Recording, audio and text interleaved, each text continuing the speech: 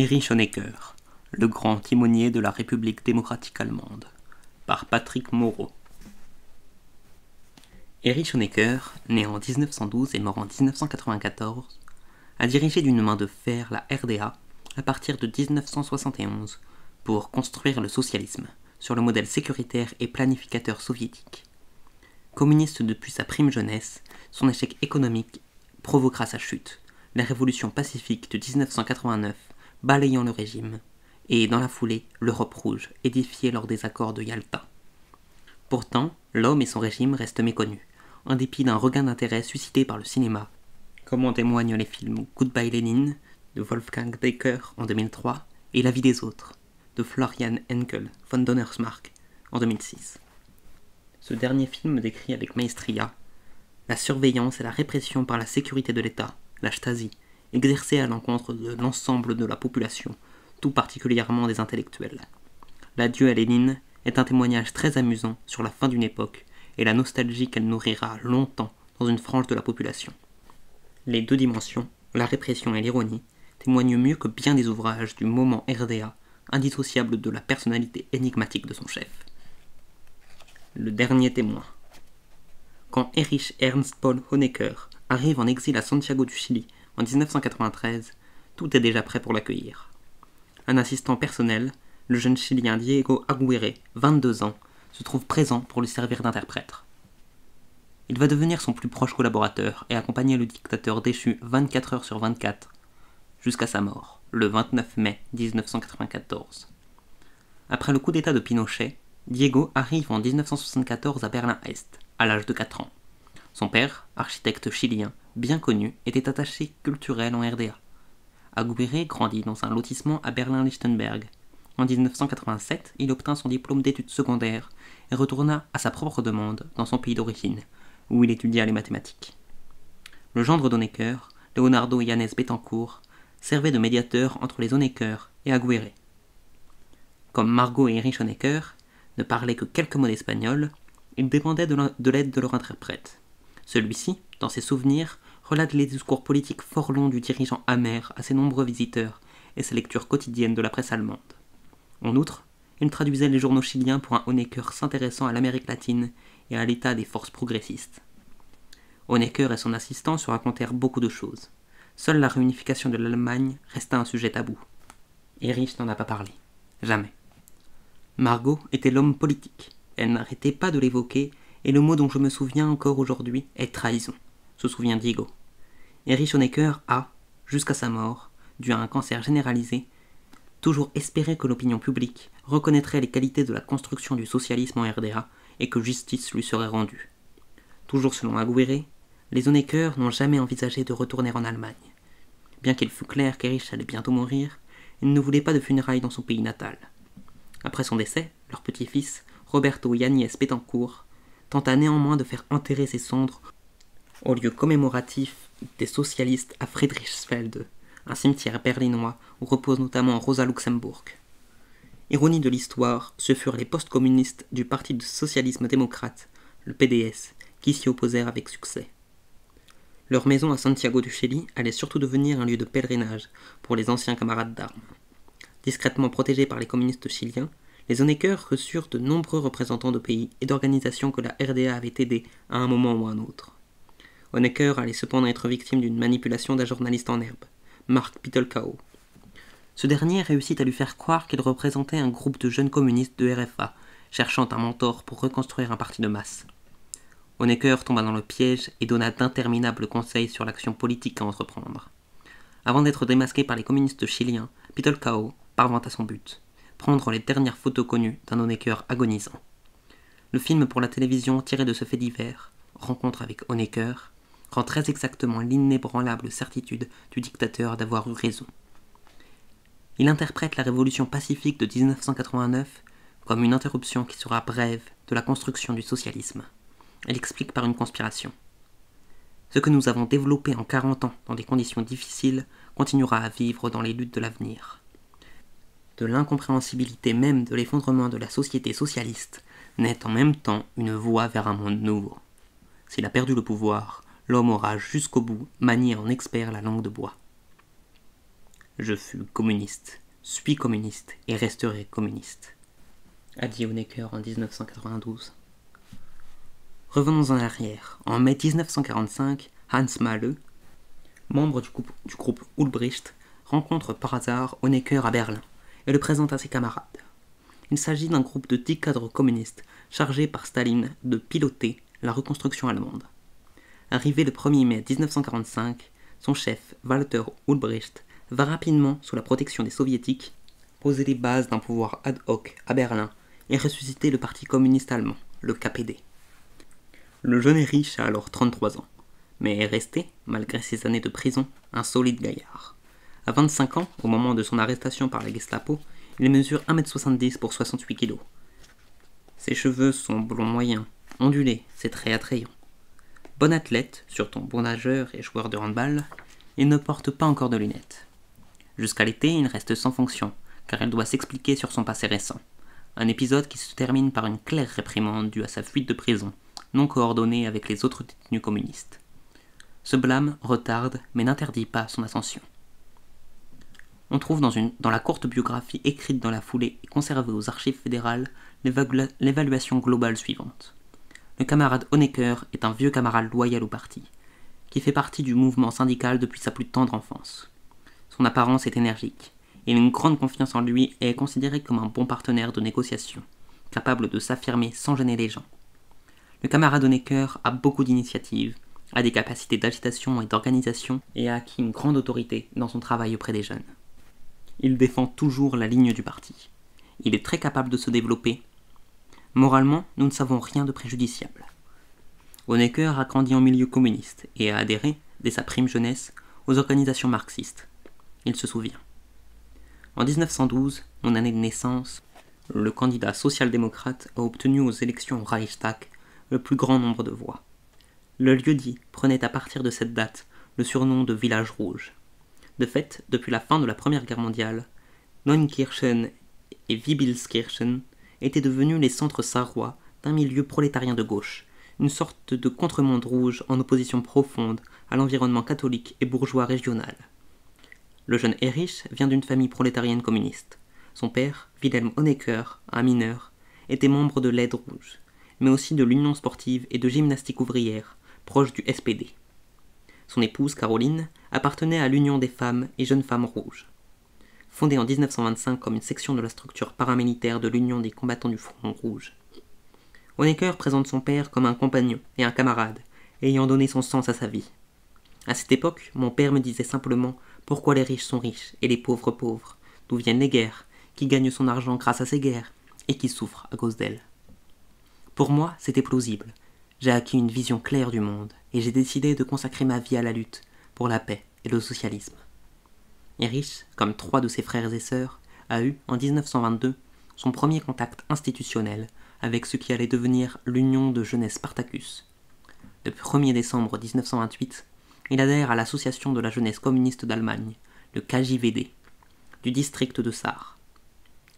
Son activisme, mais aussi son charme personnel, lui permet rapidement d'en devenir le porte-parole, et d'être élu, en 1929, à la direction du district KJVD de Sarre. Parallèlement, il suit diverses formations internes au parti, théorie marxiste et travail pratique avec la jeunesse, pour se préparer à assumer les fonctions de direction au sein de l'association des jeunes communistes du KPD. Il est nommé en 1930 chef du groupe local de Wibilskirchen. Dès 1930, il se souvient d'avoir été subjugué par le charisme de cette personnalité ouvrière, alors presque légendaire. Ernst Thälmann, le chef du KPD, dont il devient le garde du corps lors d'une réunion des jeunes communistes du Reich. La date exacte de son entrée au parti reste inconnue et varie entre 1929 et 1931. En juillet 1930, il participe à un cours préparatoire à l'école du parti du Reich du KPD à Fichtenau. Il prend alors le nom de Fritz Molter, une pratique habituelle des cadres communistes destinés à la clandestinité. Délégué par le KJVD, à l'été 1930 pour étudier pendant 1 an à l'école internationale Lénine de Moscou, une école de cadres stalinienne, l'apprenti apparatchik est nommé assistant de cours. Par-delà une formation intensive aux classiques communistes et aux écrits de Staline, il est aussi envoyé, avec 27 autres étudiants, regroupés au sein d'une brigade de choc à Magnitogorsk pour travailler dans une aciérie. En 1931, puis en 1949, il rencontre Staline en personne à Moscou, moment dont il gardera à vie un souvenir enchanteur. Après son retour, Honecker est promu directeur politique de l'Association de la jeunesse communiste du district de la Sarre et, en 1933, de son comité central. Après l'arrivée au pouvoir d'Adolf Hitler en janvier 1933, le KPD passe dans la clandestinité. La Sarre n'appartient cependant pas encore au Reich, ce qui permet au parti de pouvoir exister légalement. Honecker va se trouver brièvement emprisonné en Allemagne en 1934, mais il est libéré peu après. De retour en Sarre, il s'engage dans la campagne contre la réintégration dans le Troisième Reich. Sans succès, puisque lors du plébiscite du 13 janvier 1935, 90,73% des électeurs sarrois choisissent l'unification. Honecker se réfugie d'abord en France, avec beaucoup d'autres cadres communistes, où il a des contacts intensifs avec le PCF. Le 28 août 1935, il se rend illégalement à Berlin sous le pseudonyme de Martin Thiaden, avec une presse à imprimer dans ses bagages. Arrêté en décembre par la Gestapo, il est placé en détention dans la prison de Berlin-Lechterstrasse jusqu'en 1937. En juin, il est condamné à 10 ans de prison. Ses aveux spontanés font condamner Bruno Baum, un compagnon du KPD, à 13 ans de prison. L'autobiographie d'Honecker évite sans surprise cet épisode fâcheux et n'évoque que le sacrilège familial de son plus jeune frère, Robert, né en 1932, qui a pris le parti des nationaux-socialistes. Elle oublie, entre guillemets, aussi l'espoir d'une grâce pour éviter d'aller au front, que son père, avec le soutien du directeur de la prison de Brandebourg, a cherché à obtenir par 2 fois, pour un citoyen loyal au régime et purifié de ses erreurs du passé. Honecker purge sa peine à la prison de Brandebourg-Gurden. Ayant travaillé 2 ans comme couvreur, il est envoyé fréquemment réparer les toits des immeubles berlinois, mis à mal par les bombardements alliés qui se multiplient à partir de 1943. En 1944, il est à nouveau emprisonné dans la prison pour femmes de la Barnimstrasse à Berlin. En mars 1945, Honecker et Erich Hanke, un cadre communiste de Berlin, parviennent, lors d'un bombardement, à s'évader. Il se cache alors dans l'appartement de la gardienne de prison, Charlotte Grunt. Après que ce dernier eût été partiellement détruit, il réintègre sa prison sans que sa fuite n'ait été remarquée. À sa libération par l'armée rouge le 27 avril 1945, il décide aussitôt de se rendre à Berlin. Le jeune trentenaire peut se targuer de sa captivité pour se poser en militant exemplaire. La réalité, on l'a vu, est moins reluisante. Son évasion sans l'accord de ses codétenus de Brandebourg, son retour trop facile à Berlin, son mariage avec Charlotte, gardienne nazie d'une prison où les femmes victimes du régime furent régulièrement transférées à Plötzensee, pour exécution, sa non-participation à la marche des prisonniers communistes libérés vers Berlin ont certes été évoqués lors de la remontrance de 1945, mais disparaissent comme par bonheur lors de sa qualification comme membre du KPD refondé. Le chef de la police politique, la Stasi, Erich Mielke, le savait et conservait un dossier secret relatant ces moments d'ombre afin de faire pression, en temps voulu, sur le puissant chef du parti. La marche au pouvoir. Après la Seconde Guerre mondiale et la capitulation inconditionnelle des nazis en mai 1945, les Alliés décident de diviser l'Allemagne en 4 zones d'occupation. Une américaine, une britannique, une française et, dans l'est du pays, une soviétique. La capitale Berlin est administrée par les 4 puissances occupantes au sein du Conseil de contrôle allié. Rapidement, des tensions apparaissent entre les vainqueurs.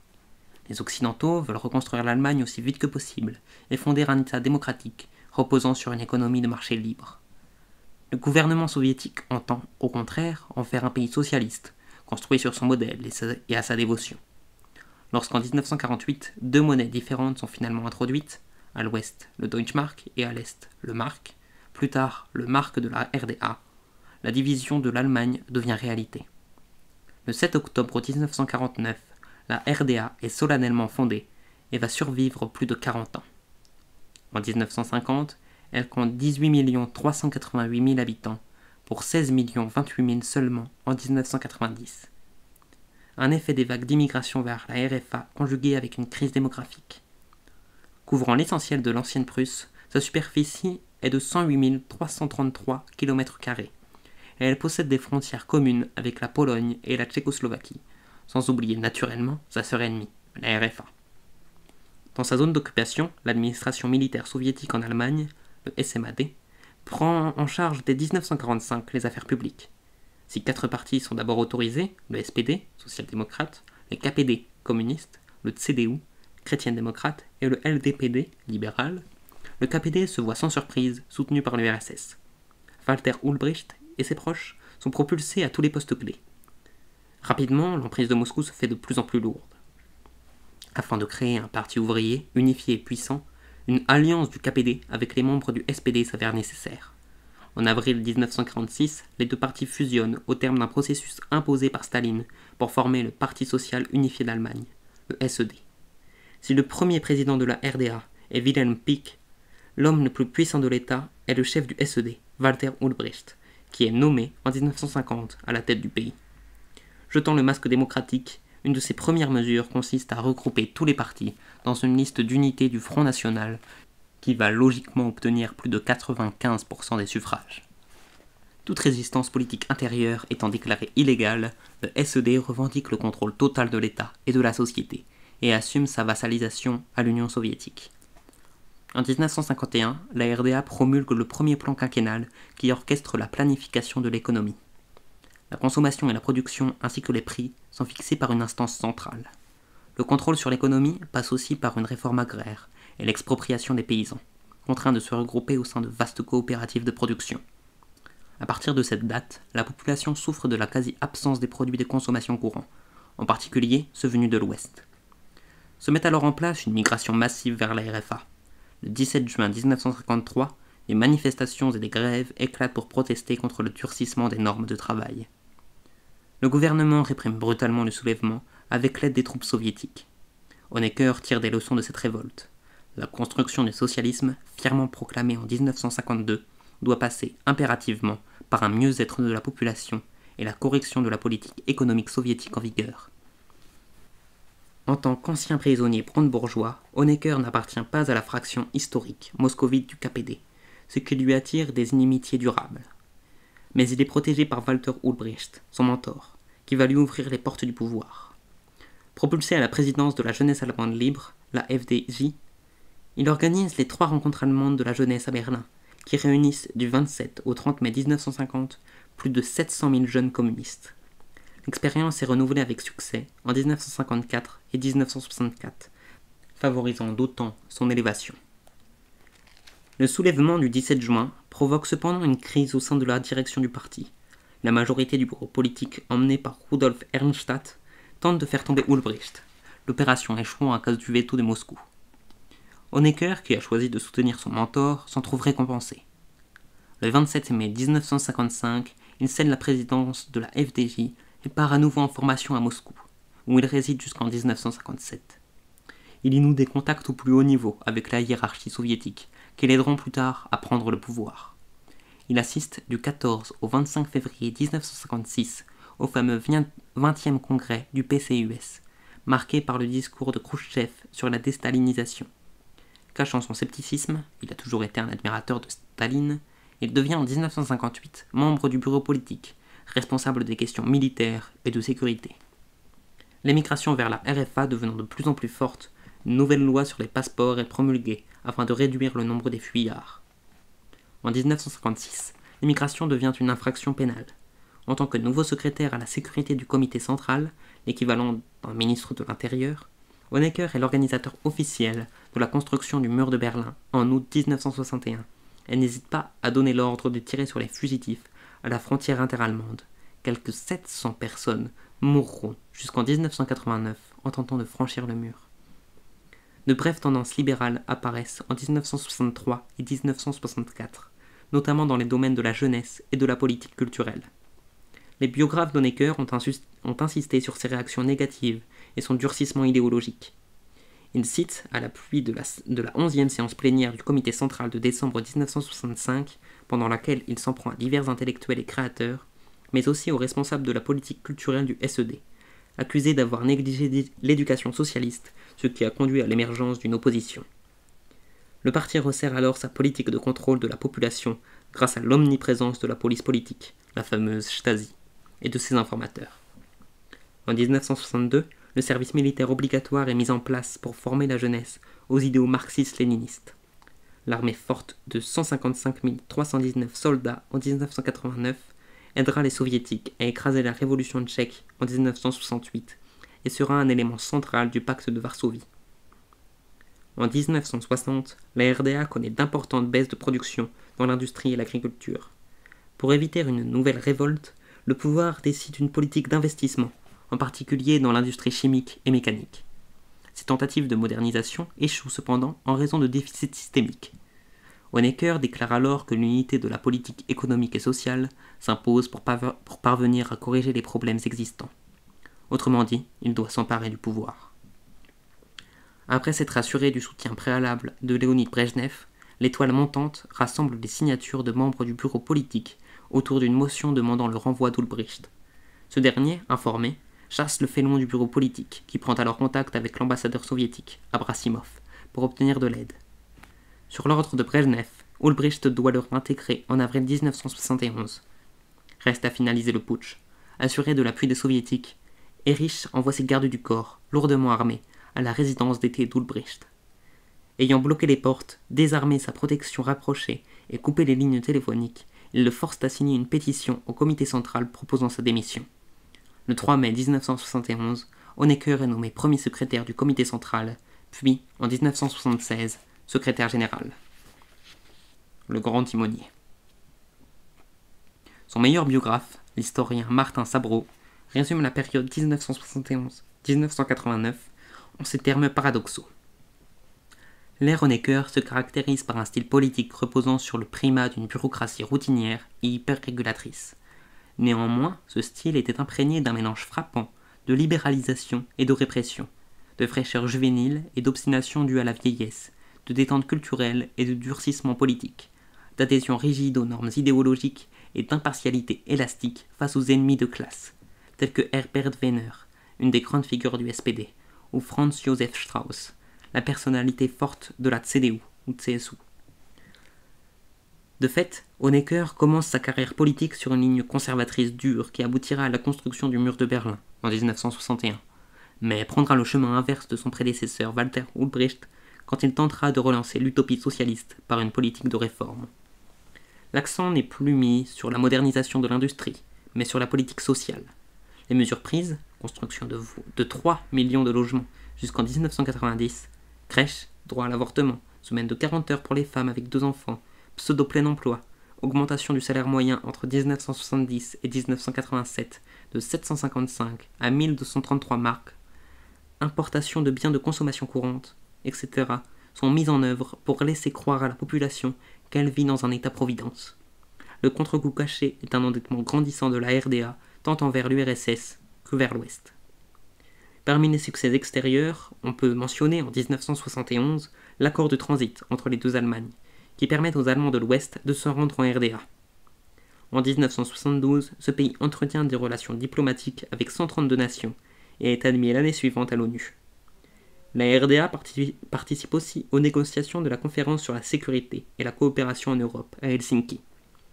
Cela avec le soutien des soviétiques, qui en espèrent un affaiblissement de l'alliance occidentale et un désarmement partiel de l'OTAN. Sur le plan intérieur, le ministère pour la sécurité de l'État, le MFS, continue à croître. Il compte le 31 octobre 1989 plus de 91 000 collaborateurs, dont plus de 13 000 soldats, et gère plus de 200 000 informateurs. Le pouvoir frappe les opposants à tous les niveaux de la société. L'auteur-compositeur-interprète Wolf Biermann en est expulsé en 1976, et tous ceux qui osent encore critiquer publiquement la politique du SED se voient observés, interrogés et réprimés. Les publications non conformes sont interdites, et regarder la télévision de l'Ouest devient un délit. Les prisons sont pleines, les détenus réduits à l'esclavage par le travail au profit de grandes firmes occidentales, ou parfois échangés avec la RFA contre des devises. En regard, Honecker empêche l'application de la peine de mort après 1981. Le secrétaire général s'empare de tous les pouvoirs. Il veut tout contrôler, tout savoir. Il s'entretient systématiquement avec le chef de la Stasi et lit des rapports sur l'état de l'opinion, même s'il fait fermer le seul centre d'enquête en la matière. Il accorde une attention particulière aux lettres personnelles que lui adressent des citoyens pour se plaindre ou l'informer. Honecker intervient régulièrement et n'hésite pas à liquider des cadres compromis. Il ne pardonne aucune faute de l'appareil au niveau central ou régional et se montre vétilleux à chaque instant, et une sorte d'archétype du fonctionnaire pinailleur. Il est nommé président du Conseil de la Défense nationale en 1971 et élu président du Conseil d'État par la Chambre du peuple le 29 octobre 1976. Dès lors, il décide de tout, avec l'aide du secrétaire à l'économie du comité central, Günther Mittag, et du ministre pour la sécurité de l'État, Erich Mielke. Jusqu'à l'automne 89, ce que Martin Sabro appelle une petite clique stratégique de 3 hommes dirige ainsi la RDA. En s'appuyant sur une élite vieillissante d'environ 520 fonctionnaires d'État et du parti. Selon lui, ce triumvirat a exercé un pouvoir comme aucun autre dirigeant de l'histoire allemande récente, dont Ludendorff et Hitler, ce qui autorise à le décrire comme un dictateur, gardien suprême de son État. Sous son égide, le bureau politique se transforme rapidement en un collectif d'exécuteurs soumis. L'effondrement. À l'opposé du discours triomphaliste en vigueur, les mauvaises conditions de travail et de vie entraînent un mécontentement croissant au sein de la population. Des conflits entre les générations apparaissent. Celle qui a grandi en RDA se trouve bloquée dans son parcours professionnel par les cadres vieillissants au pouvoir. Sur fond de crise démographique, la mobilité sociale diminue partout. Le libre choix de la carrière, y compris d'étudier à l'université, est restreint, surtout pour les éléments petits bourgeois, en clair, d'origine non prolétarienne. Des conflits sociaux se développent et éclateront ouvertement à l'automne 89. Très fortement endettée et dépendante sur le plan énergétique, la RDA ne survit que par le soutien de l'URSS. Lorsque cette dernière doit augmenter le prix du pétrole brut en 1981, le pays entre pour de bon en crise. Il n'est notamment plus en mesure de rembourser les prêts finançant les investissements. De nombreux projets s'arrêtent alors et le régime doit, contraint et forcé, engager des négociations avec la RFA au sujet du remboursement de sa dette. Le déclin économique s'accélère, malgré les milliards de prêts consentis en 1983 et 1984 par Franz Josef Strauß, le leader bavarois. En 1985, Mikhaïl Gorbatchev introduit la perestroïka et la glasnost. L'État contrôle moins l'économie et la censure de la presse est levée. Il propose ce programme de réforme à tous les autres États du bloc de l'Est, ce qui n'améliore pas ses relations déjà détériorées avec Honecker, qui fustige cette politique d'ouverture et se sent trahi par la coopération croissante avec l'Occident. Il veillera, en vain, à ce que les textes du premier secrétaire ne puissent plus être diffusés ou commercialisés en RDA. À l'occasion de la réunion au sommet du pacte de Varsovie à Bucarest, les 7 et 8 juillet 1989, l'Union soviétique abandonne officiellement la doctrine Brejnev de la souveraineté limitée des États membres. Le document final affirme que les relations entre les pays du pacte de Varsovie doivent désormais reposer sur l'égalité, l'indépendance et le droit de chaque partenaire à choisir sa propre ligne politique, sa stratégie et sa tactique sans ingérence extérieure. La RDA se retrouvait esselée, abandonnée par son grand frère, qui était à la fois son glaive militaire et son bouclier économique. Honecker quitte prématurément la Réunion. Le 7 juillet 89, il est emmené d'urgence à l'hôpital du gouvernement roumain, puis transporté par avion à Berlin. Le 18 août suivant, il subit une ablation de la vessie biliaire et d'une partie du côlon. Au cours de l'intervention, les médecins découvrent une tumeur rénale, mais n'en informent pas l'intéressé. Ce dernier ne reviendra, vieilli et amaigri, qu'en septembre, au bureau politique, où l'on réfléchit déjà à son élimination politique. Les profonds bouleversements en URSS laissent espérer à la population un changement semblable de politique en RDA. Or, Honecker prend de plus en plus vivement ses distances avec l'Union soviétique et défend sa ligne politico-économique jusqu'à l'absurde. Ce raidissement croissant provoque une nouvelle vague de départ. En mai 1989, des dizaines de milliers de personnes fuient la RDA vers l'ouest via la Hongrie et l'Autriche. Le 7 octobre, le Parti social-démocrate de RDA, le SDP, est fondé près de Berlin par Martin Gutzeit et Markus Mäkel. 70 000 personnes manifestent pour la liberté, la démocratie et les droits de l'homme à Leipzig, et un peu partout, la population descend dans la rue.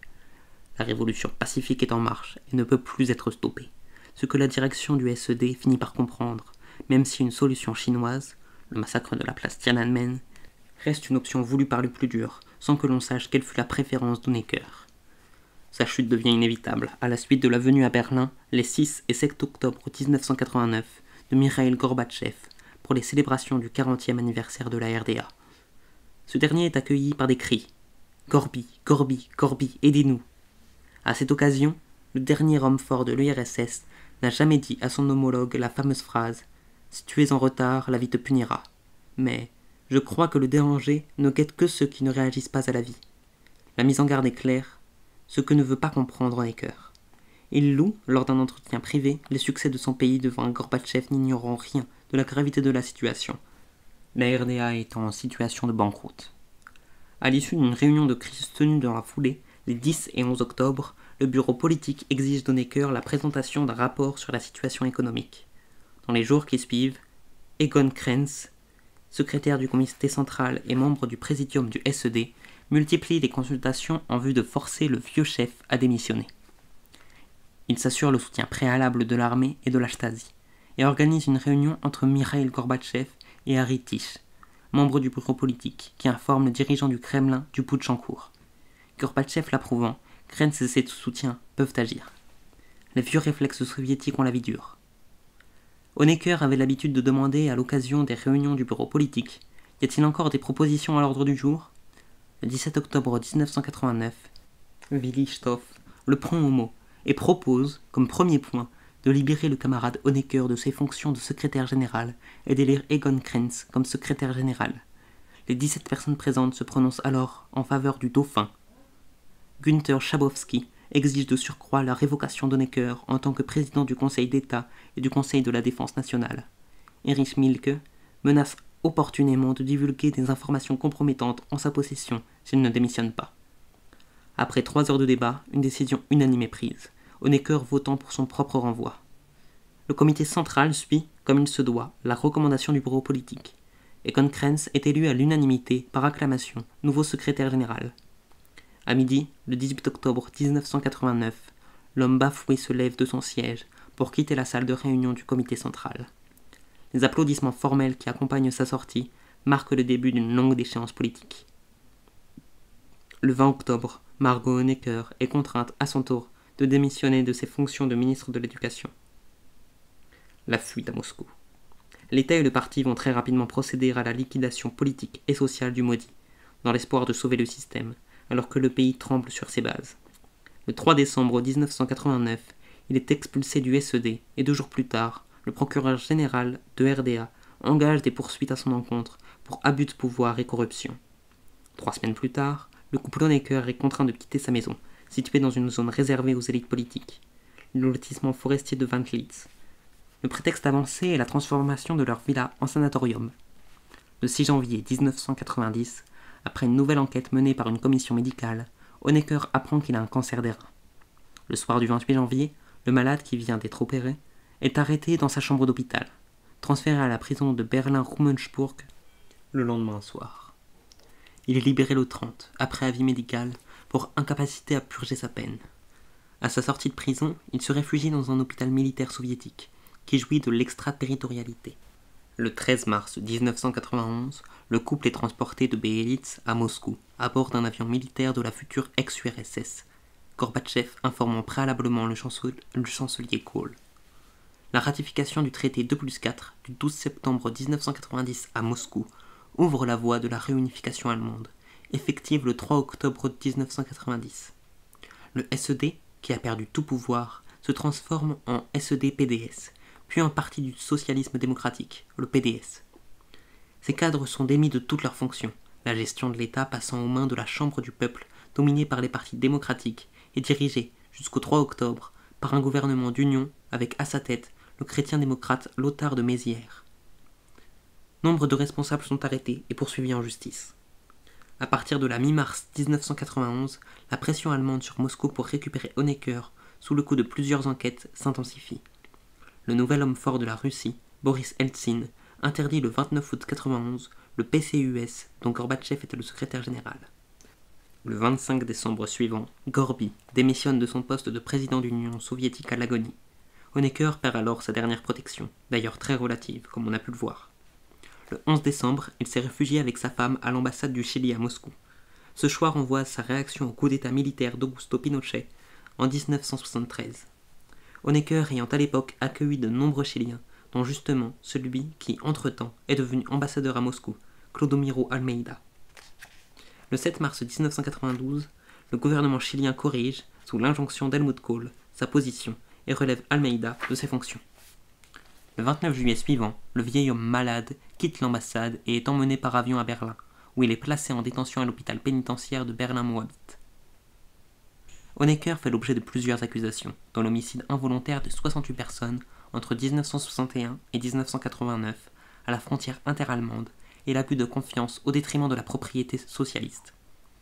Dans sa déclaration au tribunal le 3 décembre 1992, il assume la responsabilité politique des morts du mur, mais s'affirme sans aucune culpabilité juridique ou morale. Usant toujours de la langue de bois, il justifie son action au nom de la volonté de paix de la RDA face aux menaces de guerre en Europe. Alors que sa condamnation semble acquise, ses avocats déposent une requête visant à interrompre le procès et à révoquer le mandat d'arrêt, ce que la Chambre pénale rejette le 21 décembre 1992. Honecker, très gravement malade, son cancer s'étant métastasé, dépose alors une nouvelle plainte devant la Cour constitutionnelle du Land de Berlin pour violation de son droit fondamental à la dignité humaine. Son argumentation affirme que la poursuite d'un procès contre un accusé dont on peut s'attendre à ce qu'il meure avant la fin de la procédure empêche de décider de sa culpabilité ou de son innocence et porte, ce faisant, atteinte à sa dignité d'homme. Le 12 janvier 1993, la Cour lui donne finalement raison. Honecker est libéré, au bout de 169 jours seulement de détention, et s'envole immédiatement pour Santiago du Chili, où il retrouve Margot. Il ne lui reste que quelques mois à vivre. Son état se dégrade fortement et il doit être nourri artificiellement dans les dernières semaines. Resté conscient jusqu'au bout, il n'a jamais rien regretté. L'homme qui aimait les femmes. Qui était l'homme caché derrière le dictateur? En sa jeunesse, Honecker aimait à l'école le chant, l'histoire et l'arithmétique, mais pas les dictées.